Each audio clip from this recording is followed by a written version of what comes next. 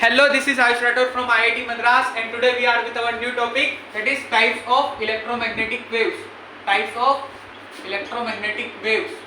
So there are several types of electromagnetic waves. Several types of electromagnetic waves based on their wavelength. Increasing or decreasing number of wavelength, that is represented by lambda. Wave is a length. The length of the wave is known as wavelength. In Hindi you can call it as tarangdhairya. The length of the wave is known as wavelength, and based on the frequency, based on the vibrations frequency, we had classified electromagnetic waves, classification of electromagnetic waves. So the first wave is cosmic waves. Cosmic rays. It is a ray. Okay, cosmics are the rays. So what cosmic rays actually means? Cosmic rays are the space sources, the waves which are propagating in space. Space consisting of some rays. Cosmic rays are most probably present in space, outer space. Okay, so space is consisting of cosmic rays. These rays are having the highest frequency. These rays are having the highest frequency, highest value of nu. What is this nu, sir? Sir, this nu is the reciprocal of time period. This nu is the reciprocal of time period. Nu is equal to 1 by t. The unit of frequency is hertz. In the Hertz experiment and Leonard's experiment, we had studied about nu and hertz. So this hertz was the name of scientist who discovered frequency. Frequency is the reciprocal of time. 1 by t is equal to nu is the standard expression. So the highest frequency is of cosmic rays. Cosmic rays are present in space sources.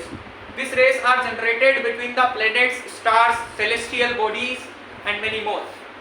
So cosmic rays have the highest frequency but the lowest wavelength. Lowest of all wavelength. What is this wavelength? Some wave is propagating in space. This length is known as wavelength. The distance between two simultaneous crests of wave, is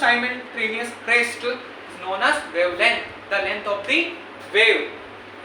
This expression for wavelength is lambda is equal to c by frequency, where c is the speed of light. Since we know c is equal to nu times lambda. C is equal to nu times lambda. So the highest of all frequencies present in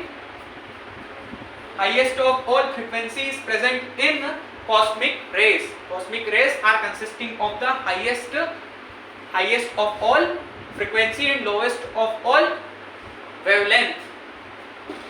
Since wavelength is inversely proportional to the frequency, we understand that c is equal to nu times lambda. From this expression, speed of light is equal to frequency multiplied by wavelength. This formula is very specific. So c by nu is equal to lambda. That means when nu is decreased, this quantity will be increased. This nu is decreased, this quantity will increase. So this 1 by nu, lambda is inversely proportional to wavelength. When lambda will be increasing, nu will be decreasing, and vice versa. Okay, so these are the expressions. When nu is increasing, the lambda will be decreasing, and vice versa follows.